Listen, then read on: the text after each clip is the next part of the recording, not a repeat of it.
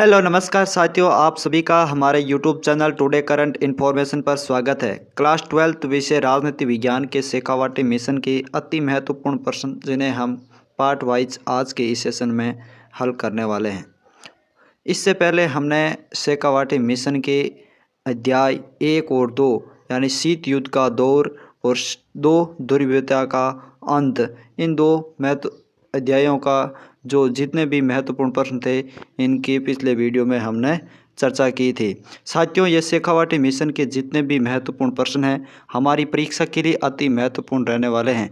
और दोस्तों, यहीं से आपके पेपर में 70 से 80% तक प्रश्न आने के चांस हैं।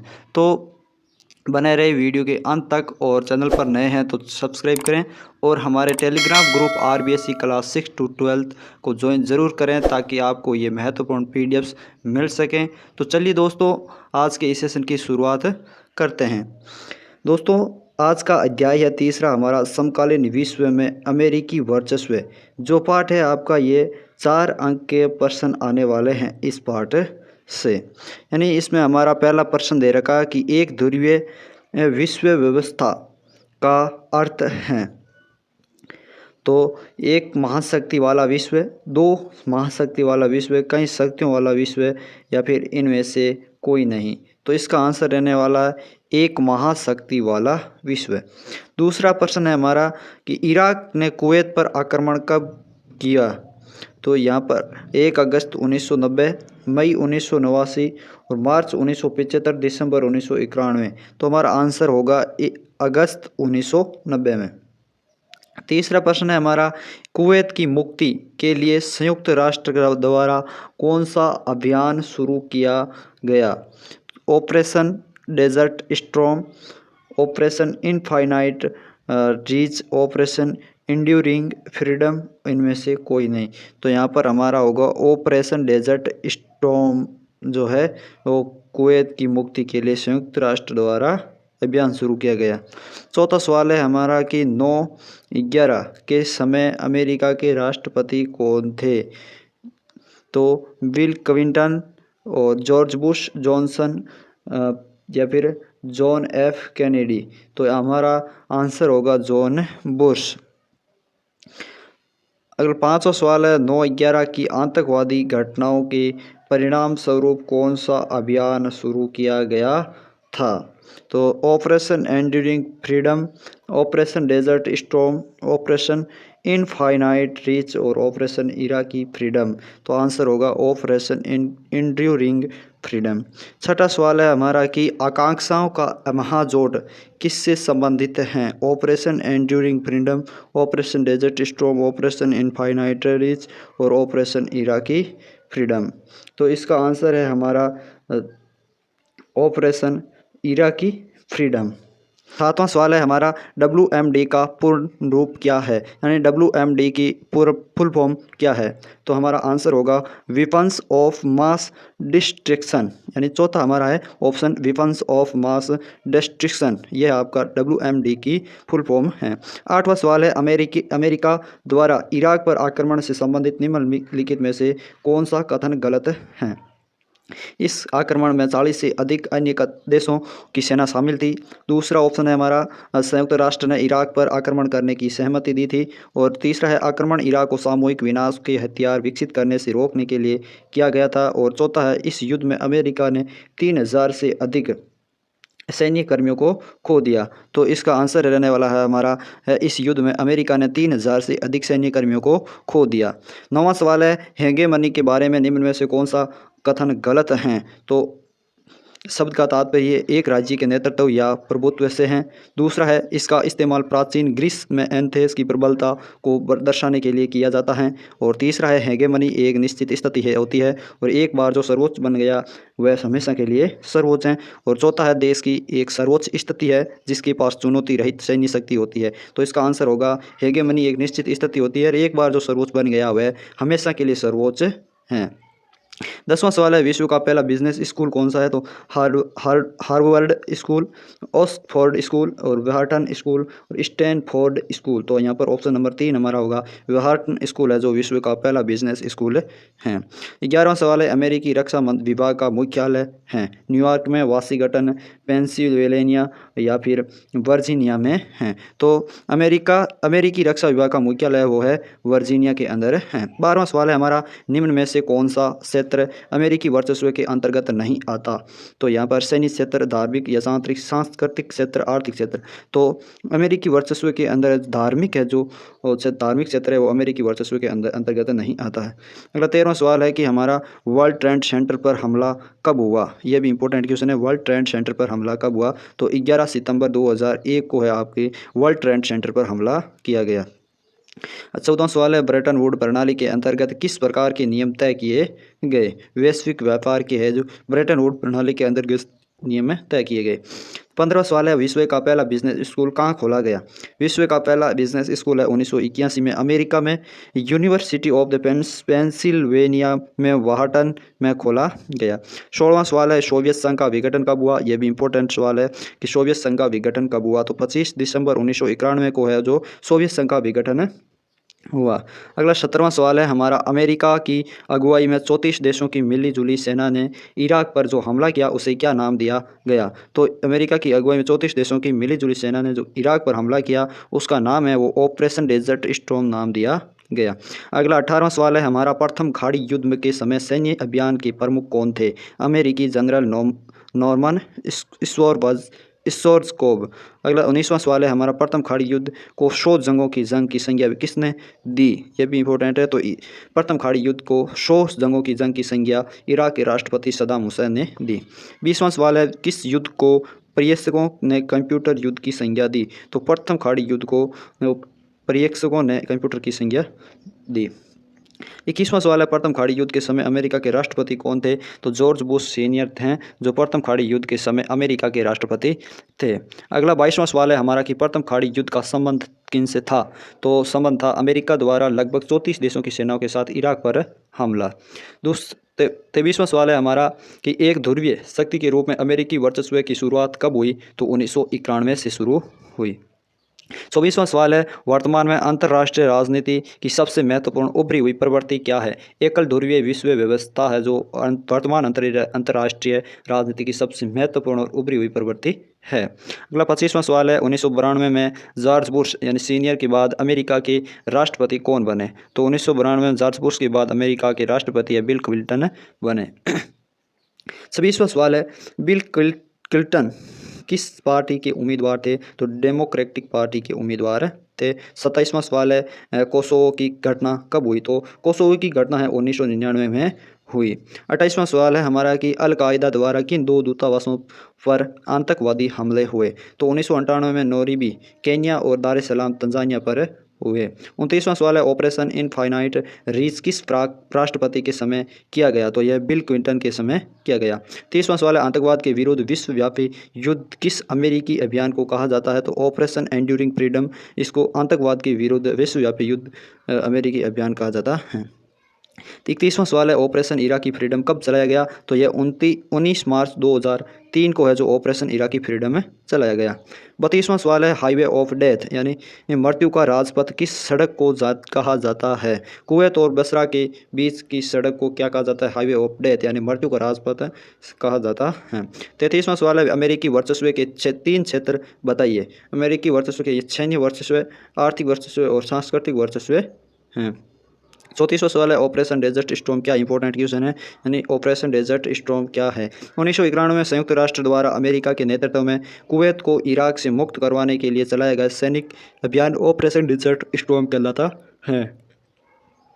35वां सवाल है हमारा, एकल ध्रुवीयता किसे कहते हैं? यह भी इंपॉर्टेंट सवाल है आपका कि एकल ध्रुवीयता किसे कहते हैं?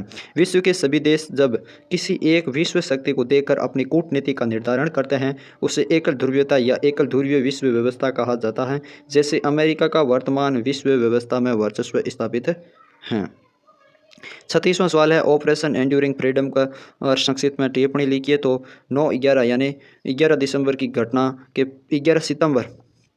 9 सितंबर 9 सितंबर की घटना के पश्चात अमेरिका ने विश्व से आतंकवाद को समाप्त करने के लिए अभियान चलाया, जिसे ऑपरेशन एंड्यूरिंग फ्रीडम कहा जाता है। और इस अभियान में मुख्य निशाना अल-कायदा और अफगानिस्तान के तालिबान शासन को बनाया गया। 37वां सवाल है, ऑपरेशन इनफाइनाइट रीच क्या है? यह भी इंपॉर्टेंट क्वेश्चन है। अमेरिकी राष्ट्रपति बिल क्लिंटन ने 1998 में नैरोबी यानी केन्या तथा दार ए सलाम तंजानिया में स्थित अपने दूतावासों पर आतंकवादी संगठन अल कायदा द्वारा हमला करने की प्रतिक्रिया में सूडान में अफगानिस्तान स्थित अल कायदा के ठिकानों पर क्रूज मिसाइलों से हमले किए गए, और जिससे ऑपरेशन इनफाइनाइट रीच कहा जाता है। अगला सवाल है, अमेरिकी सांस्कृतिक वर्चस्व को समझाइए। यानी सांस्कृतिक वर्चस्व का आशय है कि सामाजिक, राजनीतिक, विशेषकर विचारधारा के धरातल पर किसी वर्ग का दबदबा स्थापित होना ही सांस्कृतिक वर्चस्व में रजामंदी या सहमति से बात मनाई जाती है, न कि दबाव से। यही क्या है? अमेरिकी सांस्कृतिक वर्चस्व है। तो इंपॉर्टेंट क्वेश्चन है। अगला 39वां सवाल है हमारा, छुपा ले की नीति से क्या आशय? इंपॉर्टेंट क्वेश्चन है ये भी। छुपा लेने की नीति, छुपा ले का अर्थ होता है कि दबदबे वाले देश से यथासंभव दूर रहना। वर्तमान में विश्व में अमेरिका का वर्चस्व है, अतः चीन, रूस, यूरोपीय संघ, भारत सभी एक न एक तरीके से अपने को अमेरिका की निगाह में चढ़ने से बच रहे हैं। 40वां सवाल है, बेड वेगन की रणनीति क्या है और स्पष्ट कीजिए। बेड वेगन रणनीति का आशय है इससे ताकतवर देश के विरुद्ध जाने की बजाय उसके वर्चस्व तंत्र रहते हुए अवसरों का फायदा उठाने की रणनीति। इसका आशय है जैसे बहे बयार पीठ तेजी कीजिए, यानी अर्थात किसी देश का अपनी आर्थिक वृद्धि दर को ऊंचा करने के लिए व्यापार को बढ़ाना, प्रौद्योगिकी हस्तांतरण और निवेश जरूरी हैं, और अमेरिका के साथ मिलकर काम करने से इससे आसानी होगी, न कि विरोध करने से। अगला 41वां सवाल है हमारा, नई विश्व व्यवस्था से क्या आशय है? इंपॉर्टेंट क्वेश्चन है। नई विश्व व्यवस्था, समकालीन विश्व में सोवियत संघ के विघटन के बाद विश्व में द्विध्रुवीय व्यवस्था समाप्त हो गई और उसके स्थान पर विश्व में एक ध्रुवीय विश्व व्यवस्था कायम हुई है, और संयुक्त राज्य अमेरिका विश्व की सबसे शक्तिशाली ताकत के रूप में उभर कर सामने आया है। इस प्रकार से हमने आपके अध्याय 3 जो आपका अध्याय 3 है, इसके अति महत्वपूर्ण प्रश्न पढ़े, समकालीन विश्व में अमेरिकी वर्चस्व। अब हम अध्याय 4 के जो जितने भी अति महत्वपूर्ण प्रश्न हैं इन पर चर्चा करेंगे। तो अध्याय 4 का आपका नाम है सत्ता के वैकल्पिक केंद्र। सत्ता के वैकल्पिक केंद्र जो पाठ है आपका, यह 4 अंक का रहने वाला है। यानी इस पाठ से आपके 4 अंक का प्रश्न आएगा, या तो दो नंबर के 2 प्रश्न आएंगे, या फिर एक के ऑप्शन वाइज 4 प्रश्न आएंगे, या फिर एक ही 4 अंक का प्रश्न आने वाला है।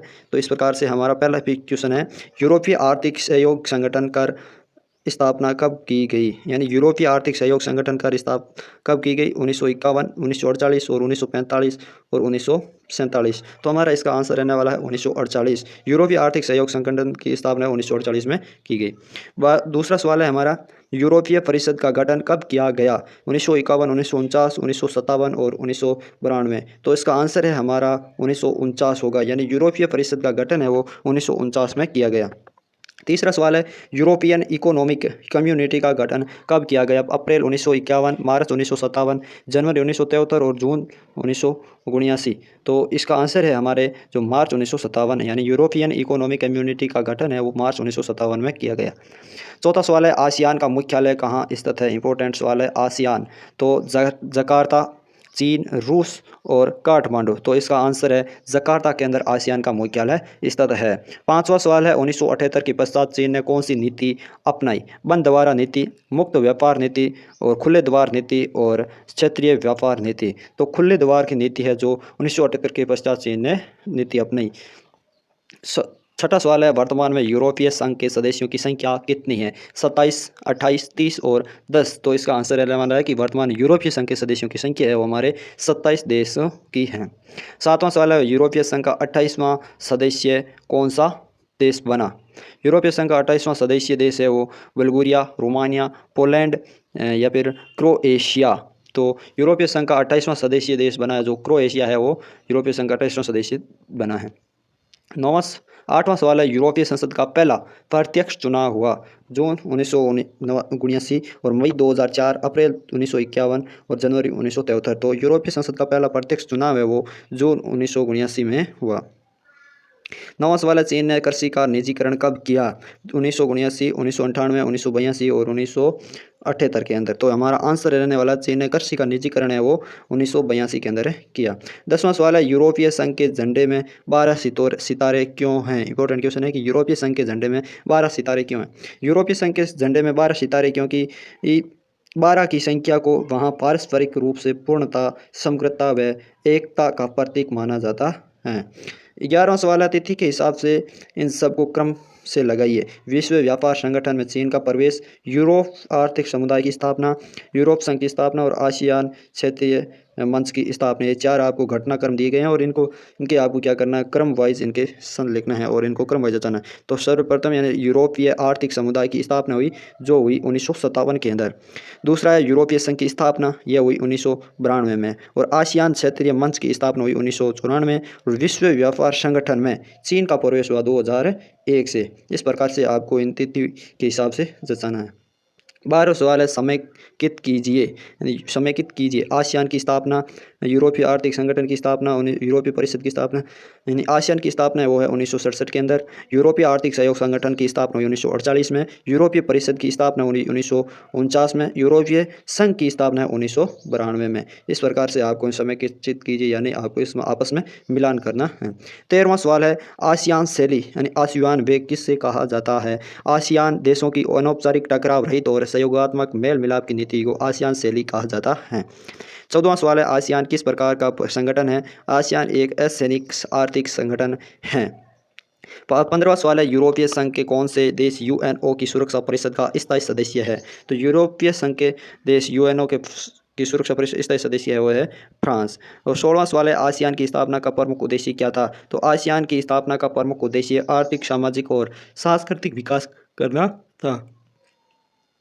अगला 17वां सवाल है हमारा, यूरोपीय संघ की स्थापना किस संधि द्वारा की गई? तो यूरोपीय संघ की स्थापना है वो 7 फरवरी 1992 को मोस्टिच संधि द्वारा की गई। 18वां सवाल है, आसियान की स्थापना किस संधि द्वारा की गई? तो आसियान की स्थापना 8 अगस्त 1967 में बैंकॉक घोषणा द्वारा की गई। 19वां सवाल है, आसियान के कितने देश सदस्य हैं? तो 10 देश हैं और 1967 स्थापना के समय सदस्य देश इंडोनेशिया, फिलीपींस, सिंगापुर, थाईलैंड व मलेशिया। ब्रुनई 1984 में, वियतनाम 1995 में, लाओस व म्यांमार 1997 में, कंबोडिया और 1999 में सदस्य बना। 20वां सवाल है, आसियान का पूरा नाम बताइए। इंपॉर्टेंट क्वेश्चन है आपका कि आसियान की फुल फॉर्म क्या है? तो दक्षिण पूर्वी एशियाई राष्ट्रों का संगठन, association of south east Asian Nations, यह है आपको आसियान का फुल फॉर्म है। 21वां सवाल है, यूरोपियन संघ की मुद्रा का नाम क्या है? तो यूरोपियन संघ की मुद्रा का नाम है यूरो। और 22वां सवाल है, आसियान सुरक्षा समुदाय का उद्देश्य बताइए। क्षेत्रीय विवादों का सैनिक टकराव तक न ले जाकर उन्हें बातचीत के माध्यम से सुलझाने का प्रयास करना। 23वां सवाल है, आसियान आर्थिक समुदाय का उद्देश्य क्या? इंपॉर्टेंट सवाल है ये, आसियान आर्थिक समुदाय का उद्देश्य क्या है? तो सदस्य देशों के सामाजिक आर्थिक विकास में सहायता करना तथा उन्हें साझा बाजार उपलब्ध कराना। तो 24वां सवाल है, आसियान के प्रमुख स्तंभों के नाम लिखिए। ये भी इंपॉर्टेंट सवाल है आपका कि आसियान के प्रमुख स्तंभों के नाम लिखिए। तो सन 2003 में आसियान के 3 प्रमुख स्तंभ बनाए, ये निम्न है: आसियान सुरक्षा समुदाय, आसियान आर्थिक समुदाय और आसियान सामाजिक व सांस्कृतिक समुदाय। 25वां सवाल है, चीन की ओपन डोर पॉलिसी किसने और कब चलाई? तो 1978 में देंग सियाओपिंग ने ओपन डोर पॉलिसी अपनाई। 26वां सवाल है, चीन ने एकांतवास की नीति का परित्याग कब किया? चीन ने 1972 में अमेरिका के साथ 2 तरफा संबंध अपनाकर अपना एकांतवास समाप्त किया। 27वां सवाल, यह भी इंपॉर्टेंट रहने वाला कि मार्शल योजना क्या है? द्वितीय विश्व युद्ध के बाद अमेरिका ने पश्चिमी यूरोप की अर्थव्यवस्था के पुनर्गठन के लिए आर्थिक सहायता दी, जिसे मार्शल योजना के नाम से जाना जाता है। 28वां सवाल है, क्षेत्रीय संगठनों को बनाने के उद्देश्य क्या है? क्षेत्रीय संगठनों को बनाने के उद्देश्य निम्नलिखित हैं, यानी अपने अपने क्षेत्र में चलने वाली ऐतिहासिक दुश्मनी को भुलाकर क्षेत्रीय कठिनाइयों का परस्पर सहयोग के माध्यम से स्थानीय स्तर पर समाधान निकाला। दूसरा है कि अपने अपने क्षेत्र में शांतिपूर्ण और सहकारी इस क्षेत्रीय व्यवस्था विकसित करने की कोशिश करना। और तीसरा, अपने क्षेत्र में देशों की अर्थव्यवस्थाओं का समूह बनाने की दिशा में काम करने जैसा यूरोपीय संघ व आसियान ने बनाई।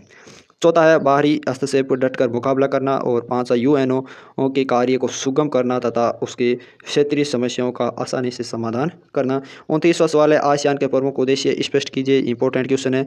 और 30वां सवाल है आपका, आसियान तेजी से बढ़ता हुआ एक महत्वपूर्ण संगठन है।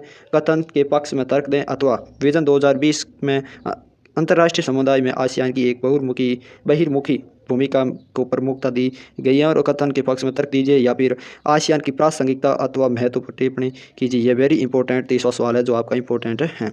31वां सवाल है, आसियान विजन 2020 की मुख्य बातें क्या है। और इस प्रकार से हमने जो आपका अध्याय 4 है, 3 और 4 इस वीडियो के अंतर्गत हमने अति महत्वपूर्ण प्रश्नों पर चर्चा की है। यानी चौथा अध्याय था आपका सतह के वैकल्पिक केंद्र। तो दोस्तों कैसा लगा वीडियो कमेंट करके ज़रूर बताना। और इनकी महत्वपूर्ण जो प्रश्न है वह शेखावाटी मिशन की आपको हमारे Telegram group RBC class 6 to 12 को ज्वाइन कर लेना है, जिसकी लिंक को डिस्क्रिप्शन में दे रखी, जिनसे आपको ये जो महत्वपूर्ण PDFs हैं वो आपको मिल सके। और दोस्तों हमारे यूट्यूब चैनल को अभी तक सब्सक्राइब नहीं किया तो सब्सक्राइब ज़रूर करें और इस वीडियो को अपने सभी साथियों तक शेयर करें ताकि वो भी इन महत्वपूर्ण प्रश्नों को जान सकें और पढ़ सकें और अपनी परीक्षा को टॉप कर सके। तो दोस्तों आज के इस सेशन में इतना ही, मिलते हैं अगले नए सेशन के साथ। तब तक के लिए धन्यवाद। जय हिंद, जय भारत।